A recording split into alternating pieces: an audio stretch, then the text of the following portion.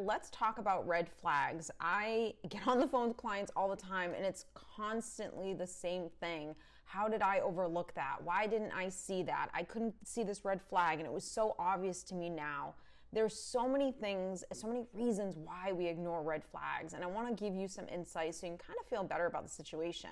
And there are 4 really big things on why we don't see it when we are in the moment. Number 1, you don't know what a red flag is. If you don't know what a healthy relationship should look like, what it should feel like, then guess what? When you see red flags, if the red flags are things that you've always seen throughout the course of your life in terms of how people behave and how people act, it's not a red flag to you. So I think a big part is you just don't know what a relationship, a good relationship, a healthy relationship should actually look like and feel like. And if you don't know those things, you're never going to see a red flag. So when you come from dysfunction, when you come from, instability, when you come from narcissistic parents, when you come from just not a healthy upbringing. It doesn't have to be that our parents were raging alcoholics and drug addicts. No, it could just be 2 people that didn't know how to communicate. They didn't know how to love each other. If that became the staple of what a relationship is, we are going into this world dating and attracting friends into our lives from a very unhealthy place ourselves. The next thing in terms of red flags is really trusting your intuition. Now, trusting your intuition can only come when you fully have a good sense of self. When you are very healthy and you learn how to trust yourself and you just go with that gut every single time and you know that that gut's never steered me wrong, you're going to trust it more often. And that's a skill that you're supposed to practice. But that's not a skill that we're taught how to do. And when we come from that codependency of second guessing ourselves, of overthinking and all of that stuff, then guess what? You're not going to listen when that little whispers and you're saying, hey, this isn't right for you. Again, if you also don't really have anything to measure relationships by, then wow, talk about a mess we are in these relationships. So guess what? You did the best you could with what you knew. And unfortunately, what you knew wasn't really that much. But when you go through pain, you actually learn.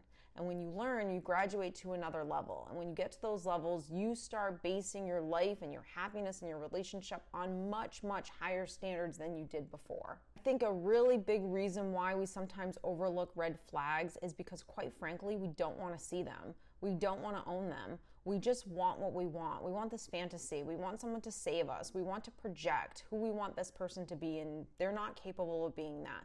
And we know that they're not capable of being it. Our intuition is telling us that, and we have an inkling, but they're checking off a couple of boxes, and those boxes seem to be pretty good. And so we kind of just run on those boxes that they're checking off, and we kind of neglect all the other things over here that they're not able to do, that they're clearly not doing, that we know we need.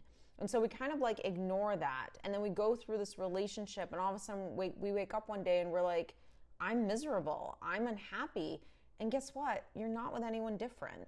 Don't get me wrong, there are times where people really grow apart, but I don't know if they necessarily grow apart or if one or maybe both people just finally acknowledge that this is who I am, this is what I want, and you're actually not that person anymore. Or maybe you never really were. And so when that actual acknowledgement happens of, hey, you're just not right for me.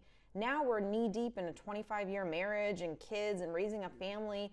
And now we have this huge expectation on, oh my God, I thought I was going to be with you for the rest of my life. And this huge fantasy of, or dread or fear that we have about actually starting all over again. I think we don't want to see those red flags because then we have to tell ourselves that this person isn't right for me. If you come from some insecurity, guess what? The story's going to sound a little bit different. The story's going to sound like, why aren't you changing for me? Why aren't you being the person that I want you to be? And that's really not how this is supposed to go. No one's supposed to be who you want them to be. You're actually just supposed to meet someone and accept them for who they are. And whether or not you can accept them is going to be based on that measure, that standard that you have for your relationships in your life. If you don't have that standard, then you're not really measuring anyone. When you do have that standard and you are measuring people and they're not able to be what you want them to be because they're not capable, or maybe they just don't want to, quite frankly, but you know this is what you want. When you have fear about leaving the relationship, now we're starting to have resentment towards that person. A big part of the red flags is really having the confidence to say, this is who I am and this is what I want, this is what I deserve, and this is what I'm going to get. If you came from that real stable, confident place, you wouldn't take it personally if someone's not being who you want them to be or not giving you what you want them to, give you. You would really understand what you need in relationships. And if you knew without a shadow of a doubt that it exists and that you are going to get it if you don't settle, then you would be more apt to really embrace those standards in relationships and enforce those boundaries and walk away if need be. I think a lot of people too don't want to see people with clear eyes. I think a lot of people are either, I don't want to just say romantics, but they want to believe the good in people and they trust people probably too much before really getting a chance to see who a person is. So now we're talking about projection in some levels, or in some ways, but it's about being really honest with yourself on who this person is.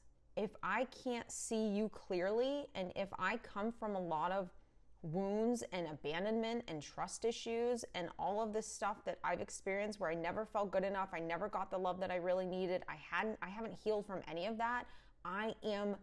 You cannot not get into a relationship bringing that baggage, bringing that expectation to that person.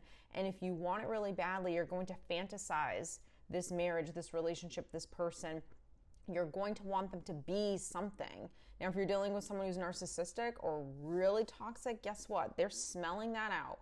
They're really keeping their eye on you and they're understanding you and learning about you because they're basically a chameleon and they're going to form into who you want them to be. So you'll think that this is the person of your dreams. And then right at that point is where the abuse actually starts. So the narcissistic cycle is really important to understand because if you're coming from those wounds, then you're looking for Prince Charming and you're looking for the damsel in distress that you can come in and be this man and this man's going to save you and this is the love of your life, when the way it's supposed to look is you're actually just supposed to be whole and happy on your own. And then you're supposed to find someone that lives in that space like you do, and you're just supposed to live life together. It's not supposed to be two people that are just so enmeshed into each other that they don't know who they are and they completely lose themselves, or two people that are just coming into these relationships looking to feel a certain way because they haven't healed any of that stuff from their past, or quite frankly, they just haven't learned how to give themselves what it is that they really need. And so they crave it. They crave someone else giving it to them or something else giving it to them, whether it's a job or money or status or success. If we ignore red flags and there's a part of us that just doesn't want to own what the truth actually is, why do you think we do that? We do it out of fear. We do it out of starting over. We do it out of the fact that maybe what I really do want, I'm not going to find, I'm not going to get, because look, I'm surrounded by people all the time that are not in good relationships. I've never seen a good relationship. I've never been in a good relationship. I've never had that kind of love that I really, really deeply want. I've never had that kind of connection. I talk to people all the time, deep people, highly sensitive people, empathetic people, real souls here that want a deep connection, and they just feel that that doesn't really exist, or that they're never going to have it, or I've never met anyone that I can really have these kind of conversations with. And I'm like, well, wait a minute. If I'm on the phone with you and I'm a person, I'm a human just like you, and I feel the way you do, and I look at life the way you do, why can't you find someone else, gender doesn't even matter, that you are sexually attracted to, that you would actually want to be in a relationship with, that feels the same way you do? When you start to really say your fears out loud, you realize just actually how ridiculous they sound and how untrue they actually are. And a big part of mental health is you learning how to question those stories, because if you don't ever pause, those stories completely dictate your life. They take you down rabbit holes, they put you in a fear and a panic state, and when you're in that state, you make bad decisions, and you're not calm, and you're not relaxed, and you're not confident, and you're not sure of yourself, and you don't live in a space where you demand that life give you these things that you want because you know you deserve them. If you don't have that, then you're operating strictly on fear. And when you operate from fear, you're always going to be let down. So I hope this video has given you just a little bit of ease towards really red flags, why sometimes people don't trust them, why you yourself in the past have not trusted them. I think, look, at the end of the day, we have to forgive ourselves and let that stuff go, because we always are doing the best we can with what we know. And I think the more you can educate yourself and work on yourself and invest in yourself, the healthier you will be to make the best decisions possible for you. So if you've enjoyed, don't forget to give a thumbs up. Don't forget to subscribe. Thanks for joining me again this week, and I'll see you next week.